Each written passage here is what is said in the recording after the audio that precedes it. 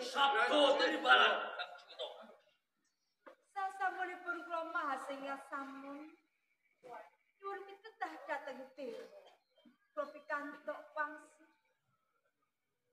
Yen sing saged bengkas karya reretu wonten ing Majapahit kang dituwake Adipati Minak Jinggong Yurutisma ora liya mung bocah saka desa kang aran Damar Sasana. Mila saking menika Pakde menapa ndika mangertosi kaliman ingkang nami Damar Sasana. Sang Juwita boten trima ngertos. Nemen ingkang nami Damar Sasongko sampun ngadhep kersa dalu. Napa kados ngaten? Nggih. Lajeng pundi? Dereng pirsa. Menika Damar, menika Sasongko. Damar Sasongko. Damar Sasongko. Damar Sasongko. Damar Sasongko. Nuwun sewu Kiraka Patih Logya. Ana apa, Cak? Menapa boten mireng menapa Sudarungon kalih ngendikanipun Sang Juwita Putri Kencana Wungu. Ya krungu cetha, Cak. Menawi mireng kanthi terwaca kedahipun rak matur walaka. Lho kok malah Kiraka Patih Logender nonyol-nonyolaken Kang Putra layang seta layang kumitir.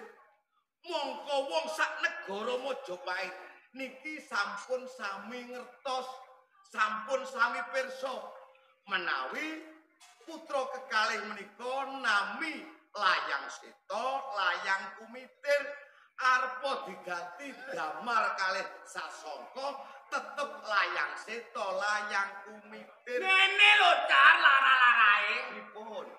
Cilik-cilikane kaloro iki lara awake panas. Wetenge kembung.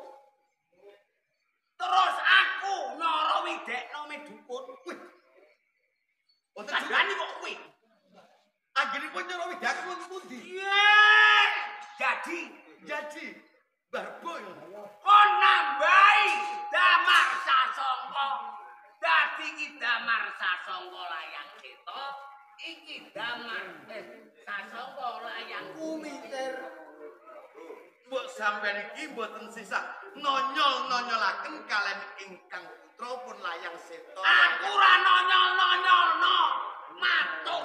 Nggih, upami matur nggih napa wontene boten sah nonyol-nonyolke kan layang seta layang kumit. Ngendi to? Pendak ana payo-payo pendak Majapahit geger.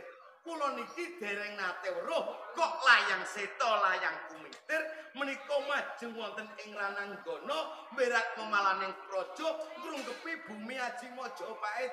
Isine mung dedelikan ana sak mburine wong tuwane. Yo, aja salah tombo acar. Anakku iki ngerti tatanan, ngerti aturan.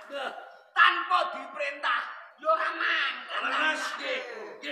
Lo jarane nglangkai kuasane Nanging menawi to piyambakipun ngrumangsani urip ning Majapahit mangan ulu pametuning bumi Majapahit ngombe banyune Majapahit kudune tanpa diperintah kudu cancut tali wanda ngrungkepi bumi aji. Bila saking menika nggih Kiraka Patih Logender kula nyuwun menawi Kiraka Patih menika pancen estu mangertosi lan panuh kalian pun kaneman ingkang nami Damar Sasongko. Mbok ingga enggal matur ngersanipun Sang Juwita Putri kersanipun Majapahit menika enggala saged kasirep lan padang suasananipun Kakang. dawuh. Toh, nggih.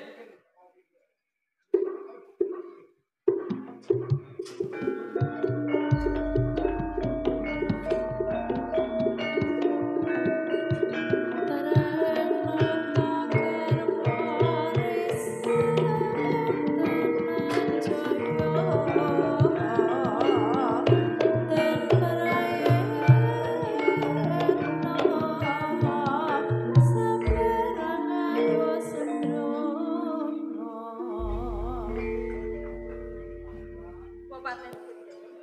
Dawuh Sinten kalimat layang seta layang kumitir. ingkang sak wingkingipun Bapak? Layang seta layang kumitir. Layang kumitir layang. Inggih dipun kesaken ingkang wonten wingkingipun layang sita layang kumitir. Nggih namung kula kalih Kyai kumitir. Pawongan. Nggih, dawuh. Sita kumitir. Kembali dudu kowe. Meneng. Sapa kang dadi aran? Pareng matur sang Jwita. Kula Damar Sasongko. Damar Sasong. Sapa kepara maju anggenira Sowan? Ngestu akan dawuh. Sita kumitir. Sing dikersake maju anggone sowan. Iki dudu kowe sakalane, nanging pawongan sing ana mburimu. Mundur. Mundur.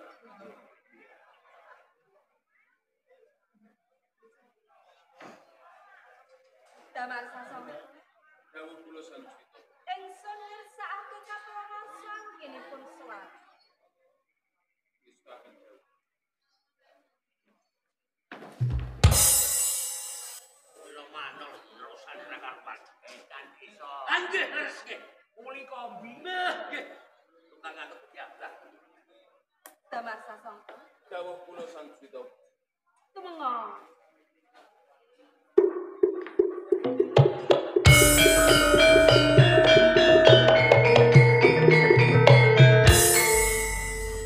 Kasus Perkawis menapa Kanjeng? iya, ora ngerti. Babar pisan boten. Bareng Sang Dwita Ratu dawuh karo kowe. Kasarane ndangak. Bareng ngerti kowe gendhot tanpa pepoyak. Kasus Kasus napa, Kak? Kasus napa? pagel laut. Ngoten niku nerak pasal pinten? Pasale pinten? KUHP 35. Ah, salah. Niki nek dianggap kasus apa salah. Niki nerak pasal 9064. Niki Togel tok isine. Pikirane togel tok isine. wis aja wedi le. Ana bagus belane lah.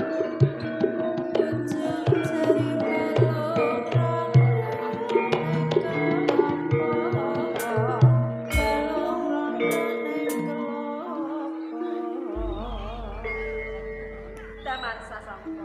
Dawuh kula sang Jwita. Tampanmu lan tindakmu.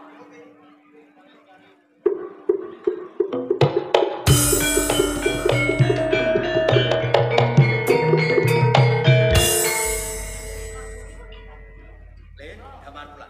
Dawuh kula Pak. Ora sadengah menungso sing entuk kanugrahan. Tak anggap kang sira bocah sing bejo uripmu. Jalaran kowe nampa kanugrahan, nampa nawala saka ngersane Sang Dwita Putri Kencana. Nanging ana nanginge ya, Le. Injih. Jroning kowe mbuka layang iki kudu kebak ing pengati-ati. Jalaran apa? Apa Pak? Ning pendopo Majapahit kene ana blantike. Eling-eling lho ya. Hati-hati buka layang. Mergone pendopo Majapahit kene ana blantike ya Le ya. Wis.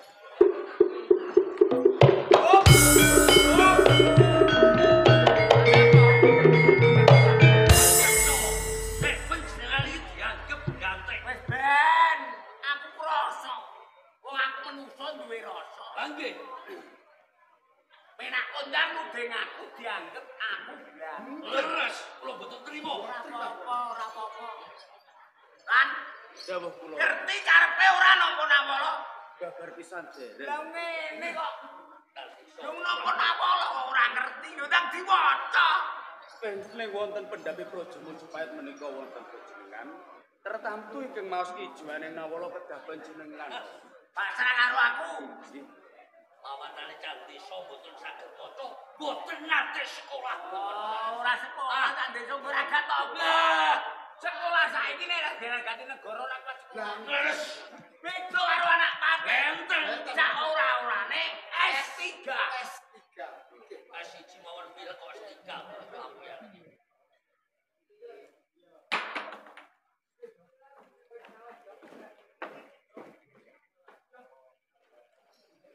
Balik mo, balik.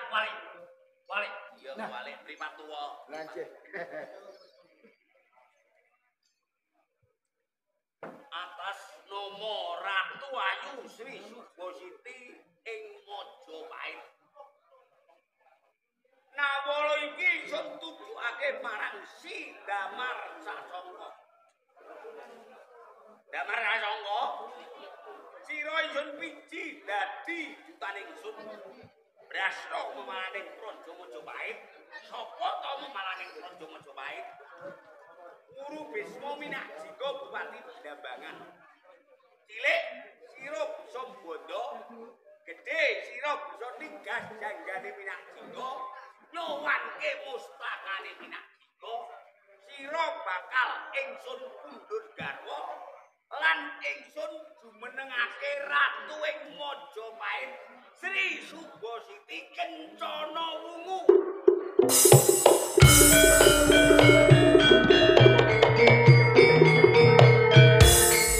Lan dawuh kula Rama, entuk tugas berat memalaning Praja Majapahit ora liya Guru Bisma Minakjika Bupati Blambangan. Jatuh Lulan. Aja ya Lan. Tunggu Kanjeng Rama, kula pinangka senopati saking Praja Majapahit. Menawi ing sakmangkinipun kula tanding kalih Guru Bisma Minakjika, kula pejah wonten ing Raranggono, sedaya badhe kula lampahi Kanjeng. dadi mbok antepi senajan kowe teko kae pati ikhlas lahir batin. Lahir batin. Aku ngelingno nek gelem nek ora gelem ya ora apa-apa.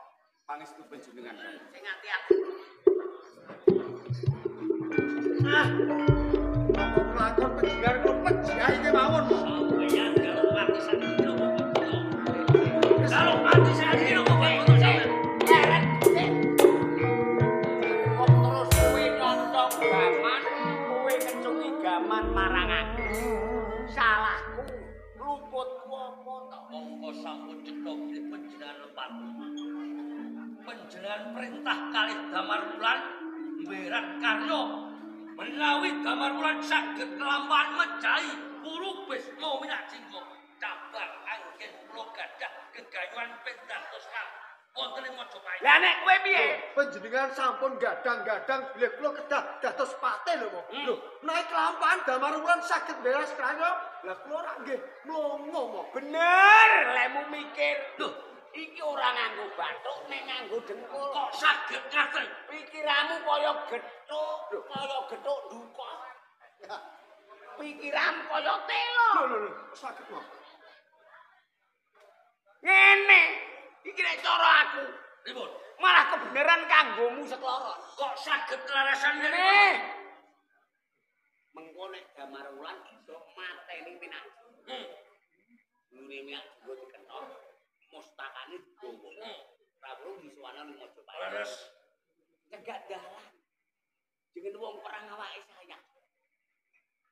Mengko nek Lena suduk kawuri bres Damar Wulan mati, mustakane Minakjika sowana kowe ben kowe dadi ratu, kowe dadi patih. Catet mboten Mo. Pangestu. Pangestu. Monggo Kang Mas.